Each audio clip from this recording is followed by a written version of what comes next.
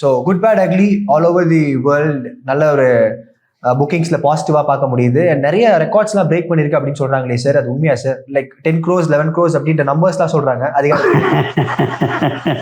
அதாவது these are all only ஒரு மாதிரி இப்போ உள்ள நியூஸ் தான். கன்ஃபார்மா ஒரு 2 நாள் கழிச்சு தான் அதெல்லாம் சொல்ல முடியும். இப்போ உடனே சொல்ல முடியாது என்னாலலாம். சமூக வலைத்தளங்கள்ல சோசியல் மீடியாஸ்ல எல்லாரும் அவங்கவுங்களுக்கு யார் வேணா என்ன வேணா டைப் பண்ணி போடலாம். But who is the authority to reveal the facts? அது கிடையாது. ஸோ உண்மையா ஒரு தியேட்டரு நடத்திக்கிட்டு இருக்கு அப்படின்னு சொல்லும் பொழுது தமிழ்நாடை பொறுத்த வரைக்கும் ஒரு 800 theatres plus or minus 10 or 20 அது வந்து கன்ஃபார்மா தியேட்டர் விழுகுது. வேர்ல்டு வைடு எத்தனை தியேட்டர் விழுகுதுன்னு எனக்கு தெரியல. ஆந்திரா, கர்நாடகா, கேரளா, ஹிந்தி எல்லாம் விழுகுது, நிறைய தியேட்டர் விழுகுது.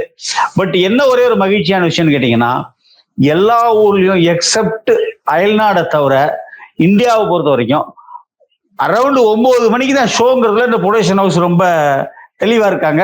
அது I am so happy. And ஒரு நடிகருடைய முந்தைய படத்தோடைய வெற்றி, அதோடைய வெற்றியை வச்சுதான் அடுத்த படத்துக்கான அந்த ஷேர்ஸ்லாம் வந்து மாறுமா சார்? இப்ப முன்னாடி வந்து விடாமுயற்சி வந்து சரியா போகாதனால ஒரு சில குறிப்பிட்ட அமௌண்ட் தான் பெற்றிருக்கு. ஸோ அப்ப இங்க வந்து ஏதாவது இல்ல, விடாமுயற்சி வெற்றி தோல்விக்கும் இந்த படத்தோட வெற்றி தோல்விக்கும் சம்பந்தமே இல்லை. அது வேற கண்டென்ட். டோட்டலாவே அது கண்டென்டே இல்லை. ரொம்ப ஒரு மோசமான ஒரு குப்பை மாதிரி அது படம். அது